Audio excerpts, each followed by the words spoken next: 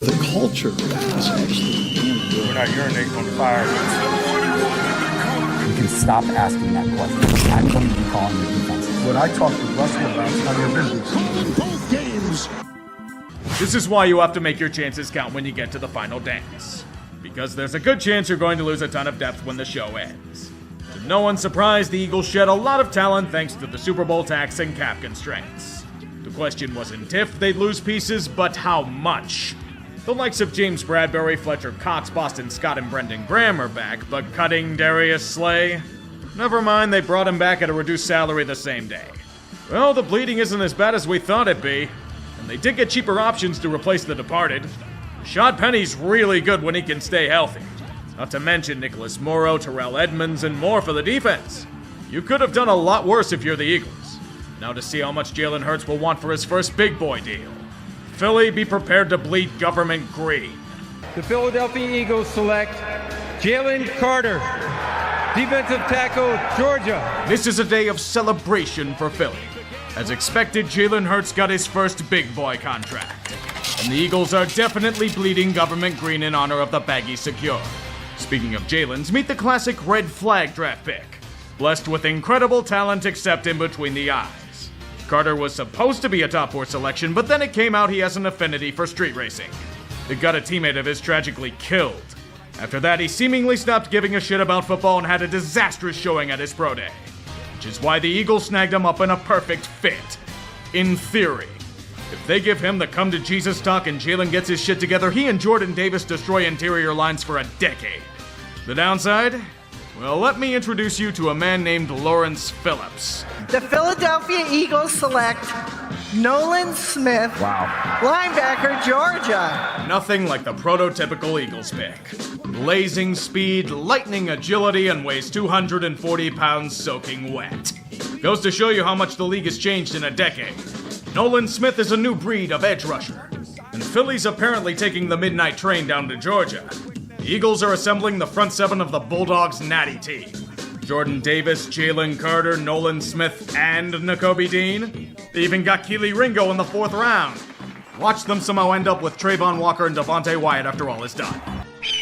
Coming up short. It's a sting that tends to make a group hungrier than before.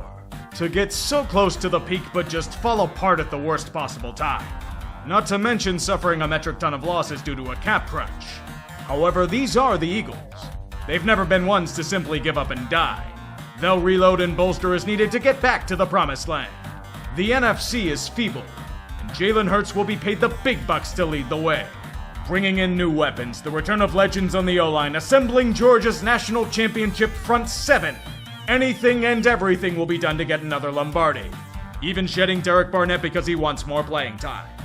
The future is here, and it's time for the rest of us to die. Especially their mortal enemies. First off, I believe there's a repeat winner in the NFC East. Philly takes it thanks to their offense. Sorry, Dallas.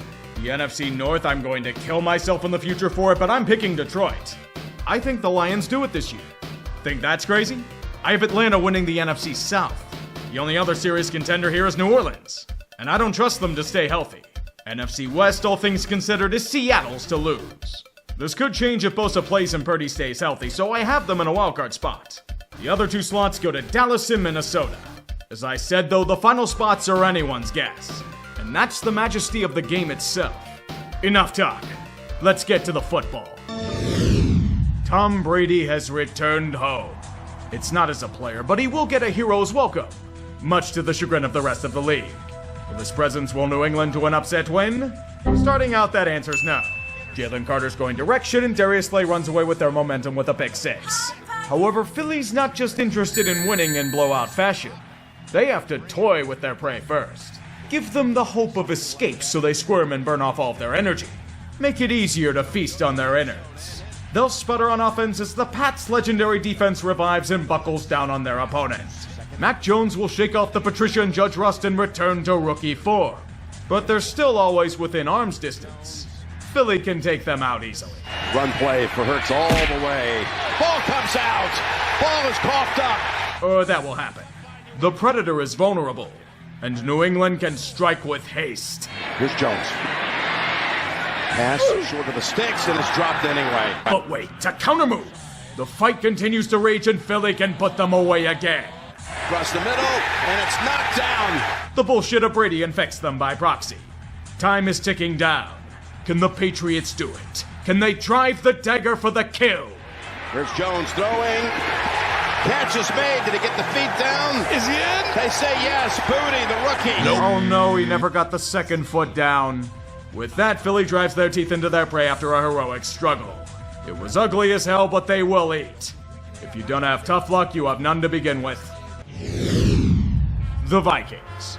I could end the segment here and you would understand everything that happened in this game. Take last week's repeated seppuku with the football and amplify it by at least 10 times. Whatever they could fuck up with possession, they did with pleasure. A battered offensive line got even more battered as people apparently blamed Alex Madison for it. So it's his fault the front office cut Dalvin Cook? He wouldn't do anything here and you know it. Kirk Cousins is getting destroyed too. And if things couldn't get worse, Justin Jefferson coughed up the ball at the 1 as it rolls into the end zone to give the ball to Philly. Standard goddamn Minnesota. What did the Eagles do? Just hog time of possession as everyone gets triggered about the tush push. Because God forbid someone use their strength on the interior offensive line to an advantage. That was Minnesota's day. Get them right where you want, then the ball gets tush pushed for a touchback. If only you weren't so damn cursed, Vikings. Tampa Bay, you've done well for yourself so far this year. You look like an interesting team to watch as things rebound after whatever the hell last season was. You don't want to be left for dead, but Philly did more than enough of that to you. Don't get too offended, it has nothing to do with you boys. The Eagles do this to many teams in their path. That defense is going to completely destroy anything you try to throw at them. An impenetrable force that only serves to consume more bodies for the war machine. You'll be tush-pushed off a cliff as DeAndre Swift and Jalen Hurts wave at you falling to your death. Everything comes up Eagles. Jalen wisely arm punts the ball to the 1 yard line so the defense can score points of their own. Exactly as they wrote it up. Perfect for Scorigani. On to their next victim. And many more to come. Philly might be undefeated, but they are looking incredibly suspicious right now. Most of their games follow 2 arcs. Start out strong and let off the gas just to escape at the end, or heinously play down to competition. Sometimes both. I don't know what the hell it is, but we haven't seen a full 60-minute effort from the Eagles. It's kind of like they're coasting along. They'll have their talent flash on occasion, but then take a few unnecessary blows from a quietly humming Washington group. And the weirdest scenario of all, this game turns into an offensive duel. Weird since you don't really expect it from the commies. On one side, A.J. Brown is destroying Emmanuel Forbes in coverage like there's no tomorrow. On the other, Philly can't stop anything that Sam Howell does to keep them in the match. This is more than enough lollygagging, boys. You know what you need to do. Unleash the full power. On 2nd and 4, Hurts looking to throw. Going end zone, Wentz Brown, it's there! Touchdown, Philadelphia! There you go, turning Emmanuel Forbes into burnt toast yet again. A great solution for your woes. If only the defense wasn't getting bested by Sam Howell. They're deep in the red zone, down by 7 with 1 second left. You can stop them, right? Howell, one last chance, end zone, touchdown! On their last breath, it's Jahan Dotson! See what happens when you don't finish an opponent off? This shit happens. We're going to overtime. Thank you, fluke bullshit and technicalities, for making this pass to Terry McLaurin incomplete. The most aggravating rule in football, but rules are rules. Now with ball, the Eagles are all but being dragged kicking and screaming to field goal range, despite their intentions. From 54 for the win, on the way, it is there! And the Eagles remain unbeaten! Philly escapes by the literal skin of their teeth. Great, you're 4-0, but you're leaving us with a shitload of questions. There's no goddamn reason for it either. Washington played well, but you better be thanking your lucky stars that pass was incomplete. When I was hearing this call on the radio, I thought it was an Eagles home game. Considering it's at SoFi, it may as well be one. Another week passes, and another game where the Eagles choose to toy with their prey first ensues. The sad thing is that they still look good, despite not reaching their potential yet. They have multiple ways they can kill you, mainly in their ability to eat shitloads of game clock, featuring 4 drives over 5 minutes long, 2 of them eating over 8 minutes of it. The score looks a lot closer than it should have been. But that's because, once again, the Eagles aren't running at full potential. LA, you can fight it all you want. You may get Cooper Kupp back, but the less you squirm, the more painless your death will be. Just let them get 450 yards of total offense and be done with it. But not before Jalen Carter and Hassan Reddick eat you alive first. No offense to the Rams, they are good, but how good are they really? This game played out like every single goddamn Eagles game this season. Jump out to a sizable early lead, inexplicably have everything on offense turn to shit, then slowly toy with your prey instead of going for the kill. Another day passes and another game where Philly fails to play a full 60 minutes occurs. Leading 14-3 against a Jets team without a real QB should be pretty much over. New York's defense was without Sauce Gardner, DJ Reed, and more. So why are the Eagles simply choosing to lie down at the first sign of trouble? This isn't even playing down to competition. The Jets' defense is simply taking advantage of a lax opponent. And take advantage they do. Only if they had a real quarterback that can corral the offense instead of simply kick field goals. Wouldn't know anything about that, though. The Eagles' second half of offense was misery incarnate. Fuck-ups on top of fuck-ups on top of fuck-ups. And this is with Jalen Hurts being salmon covered in Vaseline. He and the defensive line are apparently the only ones pulling their weight. Their secondary is at least excused. It's down to practice squad fodder and XFL regulars at this point. Even then, the Jets can do nothing with it because, you guessed it, they don't have a real quarterback. Aaron Rodgers is developing advanced immunization techniques to make his Achilles heal faster in response. Either that or he's helping to make Philly's offense keep fucking up. They must have given all their power to the Phillies or something, because we're nearly back to the Stone Age from this group. Either that or they're saving it for January. Gotta win the games you lead, though. But everything's fine. All you have to do is bleed the clock out and you can win. Hurts facing a four-man rush. Over the middle, it's intercepted! Picked off by Tony Adams! Adams on the run! Breaking tackles! Tossed down inside the 10! Of course, the one thing they couldn't do, they serve on a silver platter. Supposed to imitate 2016 Carson Wentz, Jalen, not the 2020 version. This goes to show that on any given Sunday, great teams can play like absolute ass and hand a win to a team that have been craving any sort of hope. If you keep toying with your prey for that long, your prey ends up eating you. I'd have hope for the Jets, but let's be real, they're in the same situation as last year. They have everything except an O-line and a quarterback. History repeats itself. I forgot to do this last week, so let's get this out of the way. The 72 Dolphins stand alone for another year. Sure as hell not tonight, though. Even when Philly wins, we still feel unimpressed. It's not in the score, it's in the ways they're winning. Doesn't feel like the Eagles are anywhere close to what they could be. I know you're gonna say it's Miami and they're a really good team, but the Dolphins have only feasted on shitty opponents. It's a test for both franchises, yet here we've learned absolutely nothing. The game was surprisingly sloppy early on, like getting a roughing the passer call because they pushed the QB. Philly does have a strong 17-3 lead at home thanks to A.J. Brown and the brotherly shove, but they let off the gas. When it comes to the Tua-Tyreek connection, you can't just look at the rainbows. If you do, it'll temporarily blind your offense to where you can't do anything. Miami then does things. They'll somehow implode deep in your territory, but look over there! Hot Pockets! Game's tied, which leads to frustration. Fortunately, Philly is the luck of the Kelly Green on their side. Plus, they didn't make the same mistakes they did against the Jets. They unleash the full power and sprint away from another embarrassing moment to bury their opponent in all facets of play. Once again, yes, it's a win, but it still feels underwhelming. Good job on the 0 penalties, though, Eagles. Goes to show that anyone can bribe officials or threaten their families. Miami suffers ref ball on a setback, but Buffalo lost too, so they didn't lose control. Just accept the script and move on. Philly, you've also won Kevin Byard to aid your ailing secondary. I don't get the comments. Against some of the worst teams in football, they'll look terrible, but against the Eagles, they suddenly turn into their 1991 vintage. Make it all make sense. The more I think about it, the more I believe the NFL simply trolls us for their entertainment. To begin, Philly looks sluggish and Washington is running in stride up 14-3. They have a chance to kill them off, but fail a 4th and 1. Then the commies remember that A.J. Brown is actually an amazing receiver you simply can't guard. And then the Eagles tush-push their way deep into Washington territory to start the second half to an easy fumble at the 1-yard line. Fumbled the brotherly shove? Oh my God in heaven. The game then becomes a fight of offensive power. Washington's inability to capitalize on the fumble leads to more revelations about A.J. Brown being unearthly. The Commies respond to it with Baker Mayfield himself leading a touchdown drive. Sam Howell, like his team, somehow becomes an elite QB against Philly. Don't know how, don't care to explain it. I just like it. Same goes for Jalen Hurts on the next drive, simply destroying the Washington secondary like he did the last time they met. And suddenly the game is tied at the hands of Devontae Smith. Sadly for Washington, they can't keep up. Howell's intercepted deep in Washington territory and DeAndre Swift does the rest. Philly would not relinquish this lead. Took a bit to get started, but Philly flexed their might on both sides of the ball. And they'll do it in unique ways, such as touchdowns to Julio Jones. Yeah, he's still in the NFL.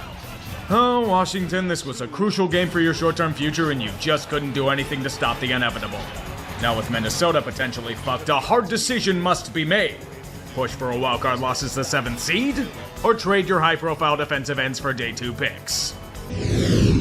A classic battle for NFC East supremacy. Perhaps the NFC in general. With a loud, annoying fan base or the loud, annoying fan base win. Either way, we at least get a nice show with some dazzle and pizzazz. A true heavyweight bout with both fighters giving everything they have to win the day. Rivalry games are always special contests. Between Cowboys and Eagles, it's only amplified. Points being scored as defenses seem unable to stop either attack. Except on limited occasions. However, at half, the tide turns. Philly engages in some home cooking. Jalen hurling rainbows and the defense holding up. The Eagles soar once again with another fine offensive drive. They're up by 11 against what they feel is inferior prey. Dallas doesn't see it that way though, they have firepower as well. Yet every chance they have, it's misfortune aplenty. A 4th down touchdown at the goal line, not so fast, his knee was down and the ball never crossed the plane. Turnover on downs. Get the ball back quickly and score a TD to make up. There's a catch, the 2-point conversion fails. Dak steps out of bounds before his ball crosses the plane. Jerry's about ready to choke a bitch. Even more so as the Cowboys have another chance to secure a lead, only for the Eagles' vaunted front 7 to wreck every laid plan in sight. Efforts made to overcome a 4th and long, but no dice. Turnover to Philly. However, the Eagles can't truly seal the deal. But with Cowboys' ball near their 10, it's not quite over. Philly then decides it's a good time to self-destruct with brutal penalties, both real and potentially bullshit. 3 major ones gifting Dallas the ball near the goal line and certain victory. And then they just started sweating bullets. Precious seconds vanishing into air. And only one more chance to steal the prize. Prescott dancing around, just gonna throw in the end zone. His catch is made by Lamb, but he's short! The Eagles will win it! Somewhere in Tennessee, a Titans fan is getting flashbacks. Coming up a few yards short as Cowboys fans endlessly complain about the officiating. Literal inches being the difference. Regardless, it was a great game with 2 teams that deserve kudos for such an effort. But Philly never ever do that shit again, you hear me? You might not be as lucky next time. A heavyweight bout at Arrowhead, just as the gods had imagined. Both fighters pounding their opponent like the rain pounding the field of play. Only if Kansas City managed to connect on their damn punches instead of giving the Eagles a chance to breathe. Who knew that the Chiefs' defense would be the ones carrying the team? Philly's high-flying attack has been neutralized on all but a handful of plays for the most part. Chris Jones is killing Jalen Hurts, but the offense is killing itself. It's literally a repeat of their Week 1 performance against Detroit. Repeated failures to capitalize on opportunities as they get caught in the haze and only explode on themselves. This receiving core was supposed to be good? All I'm seeing as of late are their favorite kind of candy. Drops. If they had hands, this is a multi-score game. And you can't fuck up like this against the Eagles because, oh, look at that! Philly's finally broken the defensive spell. They've only been doing this the entire fucking year. Good news for them, they swiped the lead away from the home crowd. Down by 4, the Chiefs' offense still goes flat. There's one more chance for Kansas City, yet they're still failing to do anything of note. Yet somehow they will the ball down the field. Losing at home? No, they're going to be dragged to a win kicking and screaming. Good protection, aired out. Valdez-Scantling dropped it. I had a witty retort for this colossal fuck-up, but like the Chiefs' receivers, it was dropped. And to add insult to injury, guess how the game ends? You guessed it, a dropped pass. The Eagles get a 9-1 brotherly shove, and Kansas City is looking as suspect as the hands on their receivers are. Philly still has no consistency, but with implosions like this, the hell needs it. We blew it, pants. What do you mean, we? Must-win time for the Bills. They'll be getting no help from their opponent. The elements may be even more unforgiving than the Eagles are. It's been an incredibly agonizing endeavor for Buffalo. And like most other contests they played, the only mantra is self-inflicted wounds. The Bills can't stop taking penalties. It's giving Philly a chance in life, despite Buffalo looking like the significantly better team throughout the affair. And it doesn't help that the officials aren't calling horse collar tackles on Allen. Oh, the fans are complaining? Then it's intentional grounding on Josh. As icing on the cake, they missed that field goal. A touchdown kinda sorta makes up for it, but when it rains, it pours. In this case, Tyler Bass missing another field goal. Welcome to the offensive duel, where Jalen Hurts finally manages to activate his abilities after a long startup. And Josh Allen returns to being a fire god. Both men slinging the rock in these miserable conditions as Buffalo clings to a slim lead. Until Josh Allen malfunctions and gives Philly prime field position. I'd say the defense would do its job, but then the high-end talent shows up for the Eagles. You give up that on a 3rd and long. The bullshit is real. Time is ticking and Buffalo needs to counter fast. Fortunately, Josh Allen has been known to carry the Bills and he's doing so again. A convincing drive by the Fire God puts victory within grasp. He puts them up by 3, and Philly's forced to scramble. They're not doing much to help Jake Elliott, and he'll have to try for a prayer. It looks impossible, but what's that sound I'm hearing? Bravado to snap it to man. Elliott puts the toe on it, and the kick is good! As I said, the bullshit is real. 59 yards in these shitty conditions? It's one of the best kicks of the year. High-end talent saves the Eagles a spot in overtime. Buffalo gets ball first, which should allow them their first overtime win in the Josh Allen era. If there wasn't a massive miscommunication on what should have been the game-winning TD, you can't give Philly an inch. And too bad for Buffalo, they'll be giving up yards. There will be more controversy, more home cooking in these miserable conditions. But we all know the inevitable's gonna happen. The pedigree of championship teams. There goes Hurts. Hurts to the end zone. And the Eagles have won it in overtime. Philly steals another win from the clutches of fate itself. Even when nearly everything went right in some areas, it inexplicably backfires on the Bills. Undone by countless errors, both inadvertent and self-inflicted. The refs were shit, but you can't even solely blame them for this. Buffalo dominated this game on paper, but devastatingly lost again. And this one might cost them the season if we're being honest. Staring into the barrel of a gun is all they're doing. Nobody told them that the Eagles like to pull the trigger. They do for a lot of teams that can't finish them off. San Francisco is gunning for more than revenge for last year's NFC Championship game. They want to send a message. Any foe that dares cross them in the field of battle will suffer a fate worse than death. In a supposed game of the week against the supposed class of the NFC, the Eagles weren't just run over by a monster truck. They were plucked of their mighty feathers, boiled in tar, and left to be consumed by maggots in a swamp. Even in the home confines of the Link, their champions will be routinely bested and slaughtered in front of a horrified crowd. There will be no crowning king here. San Francisco has shown that they are the class of the conference. Fuck the seeding, the NFC runs through them and them alone. They have 50 ways to kill with unbelievable efficiency, and the Niners showed us at least 10 of them in a 30-minute span. The only demerit for them was Dre Greenlaw trying to skirmish the Eagles' head of security, getting them both booted in the process. It's like sacrificing a bishop for a damn pawn. To all those that are listening to this message, this is a national warning. All football fans are under a shelter-in-place order for the foreseeable future. Toxicity coming from Dallas is reaching levels we haven't seen in years. The Cowboys' relentless suffocation of the formerly superior Eagles has resulted in a super strain of deserved arrogance. Even limited exposure to their chest beating and dominance will be fatal. Relocate to the lowest level of your house or a bomb shelter immediately. Ensure that you have at least 2 weeks' worth of canned goods, bottled water, and other necessary supplies. Be on the lookout for signs of a deadly affliction of Cowboys fandom. They include but are not limited to praising the team defense, verbal diarrhea, warranted superiority, foaming at the mouth, and calling the Eagles frauds. Do not turn on any electronic device, as they will be corrupted by chance of Dak for MVP. If your significant other or children are currently away from the home, assume them dead. This is your first and final warning. Good luck. And how about them Cowboys? The Battle of the Birds is now do or die for the Seahawks. And it's gonna get even more challenging for them. Geno Smith is active in name only. He's nowhere close to 100%.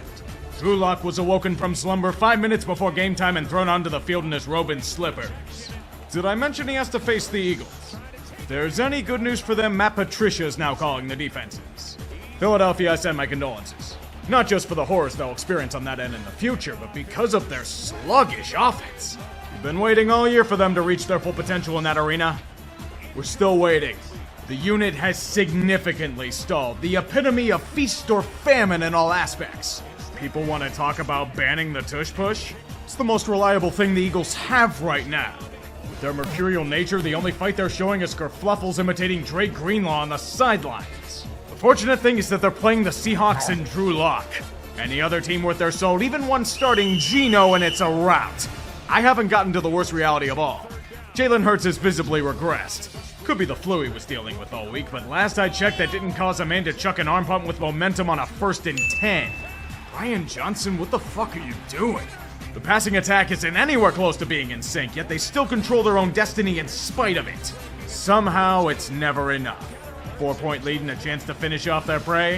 You think this is the 2022 team? Philly's offense can't do shit and failed to punish Pete Carroll's idiocy.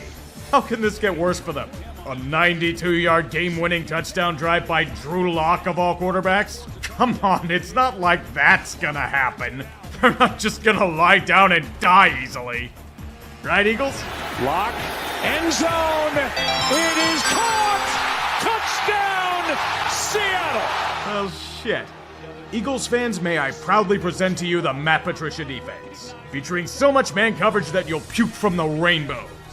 Considering the Eagles have cornerbacks that have struggled in man this year, that's not a good formula. I know Patricia wasn't the major problem today, but that fruit so low I have to pick it. Philly showcased their disaster of an offensive ethos and gifted Seattle the ultimate lifeline. With their pathetic schedule coming up, a home playoff game may once again be secure. But Philly is reeking of that 2020 Steelers stench. Just take your playoff berth and sit in the corner and shave.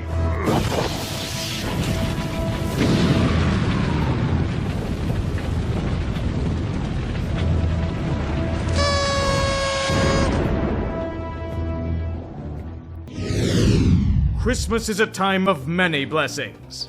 These did not take place at the Link. In another showing of awful gaming, the Giants tried to disconnect their Ethernet cable mid-match. But there would be no such luck.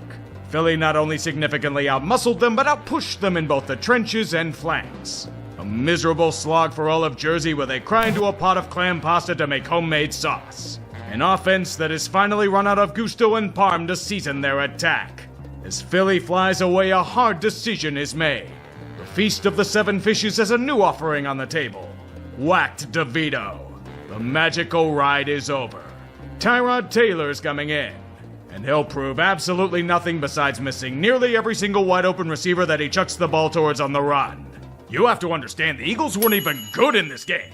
Repeated self-sabotage was the main recipe in the oven. Terrible execution only serving to give New York undeserved life. Seriously, if they don't get in their own fucking way, the Eagles win by at least 30. It was that much of a blowout. But alas, Philly survives not only the Giants, but themselves. Mostly themselves. Toying with their prey for way too long, proving nothing rewarded for playing a bad opponent. New York, you did play hard and fought to the end. We're proud. Step this way. The NFL's going to make you a made man. The Eagles are a shit show and a half merely skating by on talent, but even they can't fuck this up, right? It's at home against fucking Arizona and the defensive coordinator that all but cost them a Super Bowl last year. Come on, the schedule headed into the stretch is Charmin soft. They're a spitting clone of the 2020 Steelers, but even they hosted a home playoff game. Philly can manage. Look, Julio Jones is making the 5 players that were forced to start him in their fantasy championships rich. Arizona's getting chunks of yardage, but Kyler keeps frustrating us all with one of the worst miscommunications in football and delivers one of the finest pick sixes the league has seen this year. Delicious stuff. It's 21-6 Philly at halftime, and this should be all but over. There's a big problem. It's the Eagles' defense. It's fucking terrible. Aging parts galore, a bunch of losses in free agency, and a linebacking core and secondary that are destroyed lead to disaster. People forgot that Kyler Murray's actually pretty good and can steal games. He and James Conner are eating. They're taking this garbage Matt Patricia defense and dicing it apart. They literally cannot be stopped.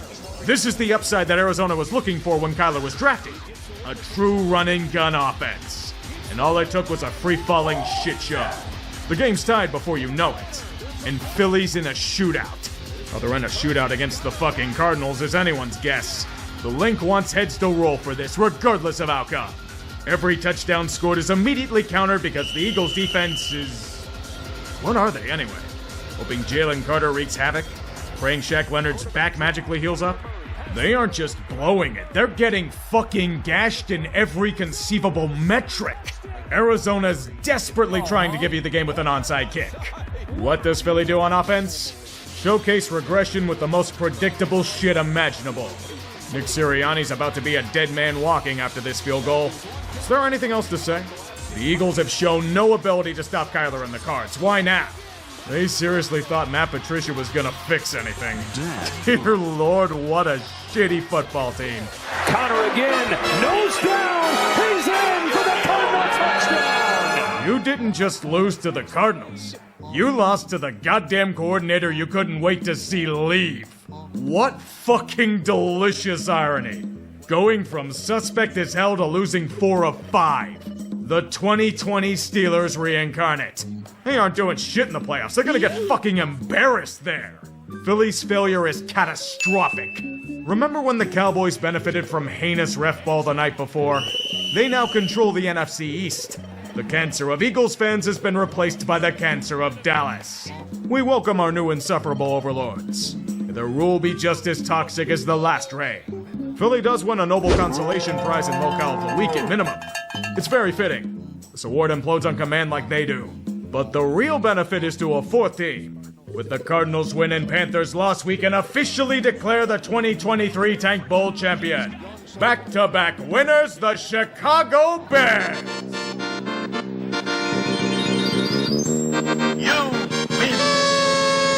They didn't even have to lose a single game to do it. May the Panther shit show burn bright for years to come. Philadelphia isn't collapsing. Saying that would imply that there was any structure to begin with. Even for a derision, I think we were too kind with Philly before this moment. To declare them as frauds is an insult to anyone who actually is one. That indicates some semblance of competence. Eagles, you are fucking terrible. Not just losing to a Giants team reeling from a miserable year, but brought to heel by them in 20 minutes? What the hell are you doing in practice all week? Generating a victim complex? You really are the 2020 Steelers. All the way to the cancer infesting the locker room. Don't worry, Philly. Nick Sirianni will throw a temper tantrum and Matt Patricia will reinforce why I wouldn't have him coaching Pop Warner. You want to know how this gets worse for the Eagles? Oh, this shit sandwich has gone putrid. A.J. Brown and Jalen Hurts went down with injury. Things have transformed from fucked to Jim Jones passing out Kool-Aid. At least drinking that'll free you from this hell. This is supposed to be a Super Bowl contender? In what universe? The Campbell's chunky world? If the Eagles are Super Bowl contenders, I'm livy fucking done. We aren't even on fraud watch with these boys. This team fucking sucks. Good God, this is such an on-field abortion that it should be protected under Roe v. Wade. What the hell do I begin? The offense that has never played up to its potential at all this season? The skill positions that are mangled by awful play call and underutilization? Or do we begin an uncomfortable conversation about how their $50 million quarterback has significantly regressed? And he's fighting injury along with A.J. Brown. Ban the tush push, why would you? It's the only damn thing Philly has. As long as you ignore the defense. Oh God. Let's put it this way. They thought that Matt Patricia was an upgrade. If Jalen Carter isn't wrecking things, your Pornhub levels are fucked. That linebacking core and secondary has turned into 3 Mile Island. Why should I stop? That defense ain't doing much of that on the field. They're the 2020 Steelers until proven otherwise. Even that might be generous. I have more faith in the Steelers to do something than these fuckers. Go lose in the first round by 20 and become a meme as his destiny. Then Nick Sirianni can scream and joy next year by beating a 5-win team by 2. Die, Eagles, die! Collapsing time on the road at the fishing. Tackle now, wide inside, except to become a beam. Die, Eagles, die! You're a bit Sirianni! R-G-G-L-E-S Eagles! Oh, you guys fucking suck. I called you guys merely shit. I might have been nice to you fuckers. I said this team sucked in the previous vid. I was being too nice. To simply say the Eagles suck is the understatement of the goddamn decade. They'd lose to the fucking Carolina Panthers as it stands right now. Nothing I say in terms of negative vitriol nor biting snark is justified. They don't deserve it. Blown the fuck out in the most predictable outcome of the weekend. A birth of a meme making the 2020 Steelers look like child's play. A team that couldn't convert a single third or fourth down? Look at this apathetic defense. Absolute fucking trash that even waste management wouldn't touch. Toxic refuse. They're lucky to have only lost by 20. If Bucks receivers could catch, they'd have lost by 20 more. The bald eagle may be off the endangered species list, but the Philadelphia Eagles being tush-pushed to extinction. They seriously gave that fucking hack Patricia real power. If there's any justice in this world, the only thing he'd be manning is a Burger King drive-thru. Philly's already purged Sean Desai and Brian Johnson. So when Sirianni's head getting chopped off?